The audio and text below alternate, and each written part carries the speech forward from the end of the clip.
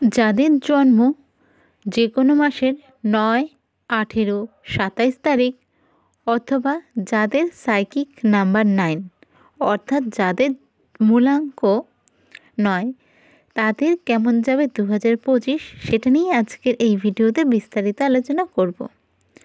নমস্কার, সকলকে স্বাগত জানাই আমাদের চ্যানেলে। আপনার দিনটি শুভ হোক এই প্রার্থনা করে আজকের ভিডিওটি শুরু করছি।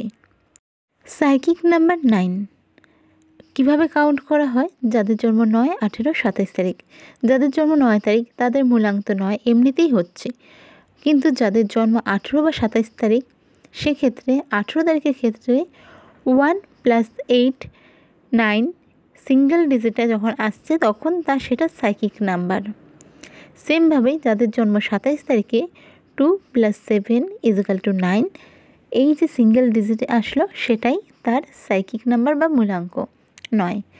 অর্থাৎ যাদের 9 তারিখে জন্ম তাদের 2025 কেমন যাবে সেই নিয়েই ভিডিওটি চলুন শুরু করা যাক। 2025 2025 আমরা যদি ক্যালকুলেট করি কত আসবে? 2 + 0 + 2 + 5 = 9। অর্থাৎ যাদের জন্ম যাদের সাইকিক নাম্বার 9 তাদের 2025 কেমন যাবে? অর্থাৎ 2025 9 মঙ্গলের বছর, তাহলে 9 আর 9 তাদের কেমন যাবে? এই ব্যাপারটা কিন্তু কিছুটা ইন্টারেস্টিং।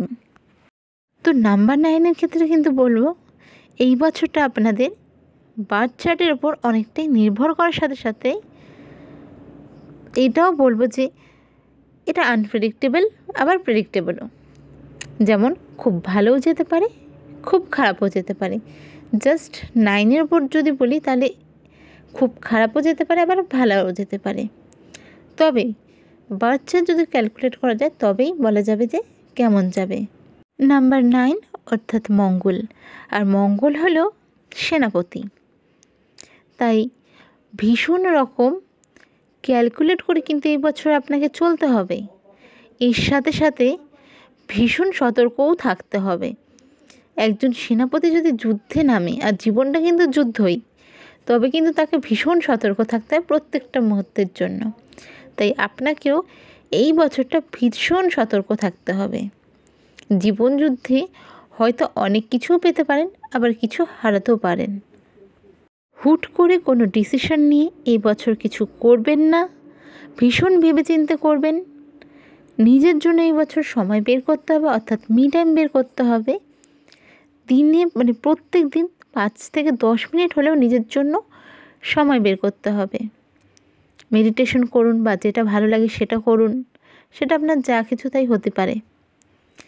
নিজের আধ্যাত্মিক দিকটিকে এই বছর কিন্তু আরেকটু বাড়িয়ে নিতে হবে। যারা আগে থেকেই আপনার শত্রু ছিল তাদের কিন্তু এই বছর কোনোভাবে বিশ্বাস করবেন না, তাহলে বিশ্বাসঘাতকতার শিকার হতে পারেন।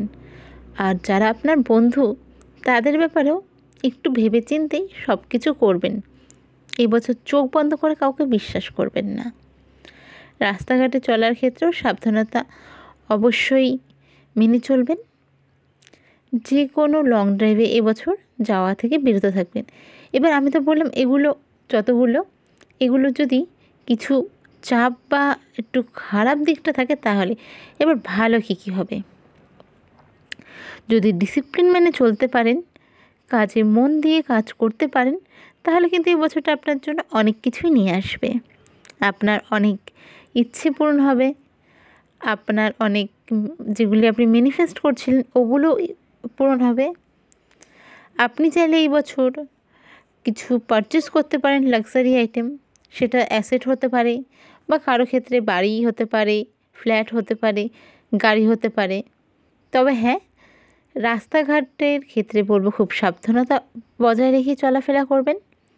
সেভাবে যদি গাড়ি ড্রাইভ করতে না পারেন তাহলে কিন্তু বেশি দূর লং ড্রাইভে বা জনবহুল এলাকায় যাবেন না। যারা পড়াশোনার সাথে যুক্ত রয়েছেন তার আরেকটু মনোযোগ দিয়ে পড়বেন। যারা কম্পিটিটিভ এক্সামের জন্য পড়াশোনা করছেন তাদেরও মনোযোগ বাড়াতে হবে, তবেই কিন্তু আশানুরূপ ফল পাবেন। আজকের ভিডিওটি এটুকুই। যদি ভালো লেগে থাকে অবশ্যই সাবস্ক্রাইব করবেন, শেয়ার করবেন আপনাদের কাছের মানুষের সাথে। দেখা হবে নতুন ভিডিওতে। রাধে রাধে।